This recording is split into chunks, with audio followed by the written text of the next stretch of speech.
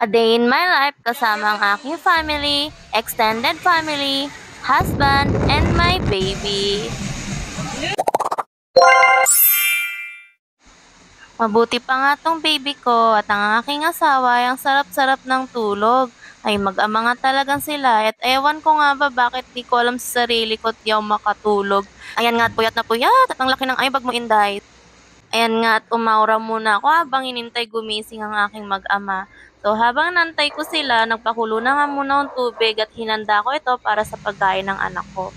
Ready na din magiging lifesaver ng aking baby kasama ng kanyang toys, food, mga bote na may lamang tubig at kanyang gatas. Nagready na rin ako ng biscuit at niya magiging plate niya sa pagkain niya mamaya. Lahat ng yan nakahiwalay lang sa isang bag para hindi na mahirap hanapin at hindi na ako magkakalkal kung saan-saan. Kaya yan, madali lang siya hanapin. Ito nga palang nasa supot ay laman ng diapers, mga skincare at ng mga pangligo niya para at least lahat na magiging basa nasa supot lang ilalagay. Ready talaga ang mami para sa aking baby kasi first outing to ng baby ko kaya dapat memorable at ready ang aking baby. Syempre dapat si mami din, di ba? Diyoserang ina. So dito naman sa isang bag ay nakahiwalay ang mga damit namin ni baby at ni hubby. Yan, at magpapak na ako kasi para at least makita natin ano nga ba ang dala ng isang mami para sa aking baby at sa araw na to. Dala ko ang walker niya. Ready to pack up and pick up na lang. Time check, 7:35. Ang sarap-sarap pa din ng tulog. Magbiyahe na tayo na. Nakakaya namang gisingin. Pero bumiyahe na nga kami niyan at ang baby ko ay nandun sa family car nila mama. So kami ni hubby, nagmotor lang kami, nagutom kami, kumain muna kami. So yan, sinulit namin ang moment namin together kasi matagal-tagal na rin kaming hindi nagde-date ng kaming dalawa lang. So, baby, sorry anak ha. Date muna kami ni daddy ng kami lang. Char, breakfast talaga yan kasi nagutom kami ni hubby kakaantay bago umalis. At bumiyahe na nga kami agad. Ito nga pala yung parking area nila at dumating na kami sa aming destination. Pag nasa Ninangan ka, dan sa may highway bandang Gahak, madali na lang siyang hanapin guys. At andito na kami, nakarating na kami sa aming destination. Ito nga pala yung parking area na for motors at may reception area sila. Meron silang welcome area. At ito at may mga kasama kami. Dito ang ticket booth. At nag-reunion na kami ng aming baby. And by the way, meron nga rin pala silang birthday promo. Kapag birthday mo on the day, libre ka na. O, diba? Ito nga rin pala yung mapa nila para di ka maligaw. At dahil kumpleto na nga kami, tara pumasok na tayo. Tignan nga natin kung anong meron sa resort. As a first timer, sana ma-enjoy namin ng aming buong family. Kapag may stamp ka na, pwede ka nang lumabas-pasok sa loob ng resort. Sign or proof na ikaw ay bayad na. May retail store din sila dito na pwede kang mamili, tumambay at bumili. Heading na din kami sa aming cottage. Ang cottage namin is worth 800. Yung standard cottage lang ang inavail namin. Check nyo na lang sa page nila kung ano pang ibang available na cottages. Sinukat na nga namin yung magiging salbabida ni baby kapag nag-swimming na kami mamaya. Nilibot nga muna namin tong resort bago kami kumain para makita namin ang ibang areas tulad ng pools, restrooms, at ang lakas maka-nature vibe dito guys. Nakakatuwa nga at meron din ditong playground para sa mga bata or for all ages. And ayan, tambay muna kami. Grabe, niisip ko pa nga lang paglaki ng baby ko. Naku, sobrang likot na neto. Dito tatagbuan nga namin ang mini stage nila at ito ang rave pool nila, katabi ang wave pool.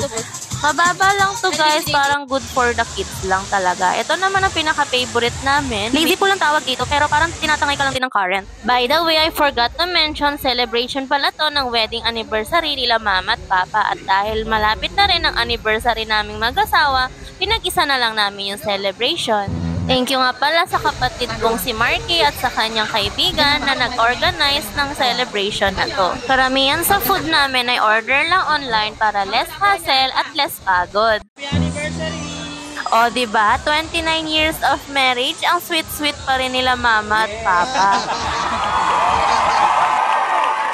Tapos eto na nga, bumati na ako sa mama at papa ko ng happy wedding anniversary, konting messages, at sumunod na nga rin yan ng mga kasama namin ng kapatid ko, ang isa ko pang kapatid. Tignan mo nga naman tong si mama, seryosong nagme-message kapatid ko. Oo. Hindi namang halatang masaya si mama. Next na nga bumate ay ang aking asawa, dala ang aming baby. Tontuwa pa si mama niya. At ang sweet-sweet naman na lola. Next naman ay ang girlfriend ng aking kapatid na si Joseph. Siya nga po pala ay si Ate Ninya. Sunod naman ang aking pinsan na si Bonbon.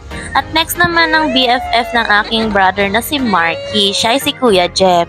At ayan na nga ay nag-video-video muna kami. Parang highlight lang ng aming lakad ngayon. So picture-picture. Naka-live kasi si mama niyan. At syempre, para makuha namin yung memories na dito't kami at kumpleto. O siya, kakain na nga kami. Pero enjoy muna konti. Abay, kumis pa si mama. Ang galing naman talaga at napaka-sweet na mami eh. Papa, okay ka pa ba? After nga namin kumain, dumiretso na kami sa pool, dala ang salbabida ni baby. Ayan, maliligo na yung baby ko for the first time. Sinong excited? Syempre si mami. Ingat na nilagay ni daddy ang aming baby, pero parang naninibago pa ang baby ko. Si mami na lang kaya ang sumakay, anak. Joke lang. Pero ayan, nakasakay na ang baby ko and ready to go. Dahil weekend nga ngayon, marami ding kids and adults on site. Mukhang ayaw nga ng baby ko sumakay, parang naninibago pa siya kahit anong encourage ni mami at daddy.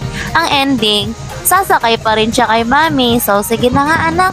Feel ko natin yung moment na to na magkayakap tayo habang nagsuswimming. I love you na. Sa unang at ayaw pang matamaan ng basa ng tubig, baby ko. Yan, nababasa-basa na siya para di na siya mabigla. So yan, go anak, swim na tayo. Ako na lang tuloy ang naging salbabida ng anak ko, pero okay lang. Ang ganda-ganda naman ng salbabida ng baby ko, di ba anak? Charot! Lumipat nga kami ng ibang pool at hinanap yung mga kasama ko. And ayan, kasama na nilang baby ko. At nag-slide nga rin pala ako. Akala ko nga lilipas na lang isang araw na hindi ako nakapag-slide. Hawak ko pa nga yung salbabida ni baby in case malunod ako. Kaya rin naman pala, laking balyena ko, di ba? Sunod na nga yung si Mark at sumunod naman yung iba naming kasama. Next is si Bonbon, yung pinsan ko. Tapos si Joseph, nag-reverse bago lumanding sa pool. Abay matindi, magaling na bata. Last na nga namin inabangan ng girlfriend ng kapatid ko na si Ate Ninya. Oh, diba? Sobrang chill lang. So, ayun na nga, bumalik kami sa Lazy River at kasama na namin si Mama at si Baby. Marami rin pala kaming kasabay dito ng ibang mga bata at mga magulang. Dito yung pinaka-enjoy na part kasi marami kami, kompleto kami, at yung baby namin is karga-karga namin habang naliligo sa pool. Natutuwa nga akong pagmasdan yung baby ko habang ganyan. Abay, nag-trend put-put pa nga tong mga kasama namin. Yun na nga, at nabinyagan na ng tubig ulan ng baby ko. Alam nyo bang umiyak siya dyan? Buti na lang, andyan yun si Tito at si Mama para i-comfort si baby. Ending, sumakay na lang din siya kay Mama. Pero sabi ni Mama, habang sakay si baby sa kanya, ay sumisipa-sipa sa tubig. Abay, maigi, parang feeling niya nasa loob pa siya ng tiyan ko. O diba, para kaming nagpaparada dito. Marami din kaming kasabay. Masaya kasi dito guys, kasi dinadala ka lang ng current. Pinaka nagustuhan ko rin ay ang dami ng puno. Nakaka-relax diba yung ambience? At mababasa na nga ulit yung baby ko. Ayan. Sorry na. Enjoy mo na lang muna yung tubig ha. I love you.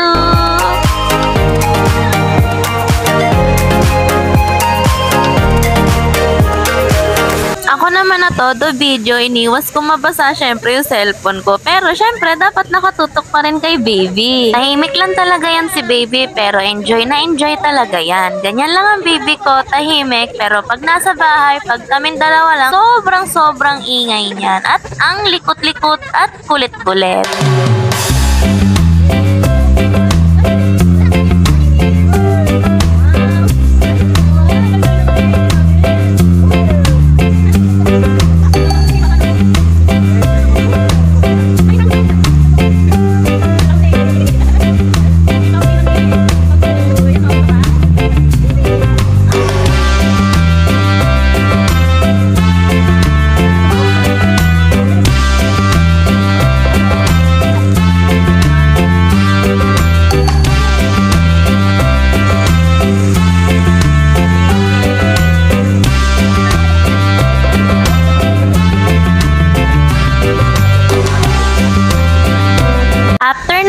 isang oras sa pool, ayan at umahon na kami ni baby. Liliguan ko nga muna siya bago naman ako ang maliligo at maya-maya onte aalis na rin kami. Magte 10 months na nga yung baby ko at ngayon yung first time niyang maligo and looking forward ako na maulit tong swimming namin. Siya lang din yung baby na nakakatulog sa pool. Pagkatapos na matinding ligpitan, eto na nga at babiyahe na kami pa uwi. Na-enjoy nga namin ni baby and for sure babalik kami.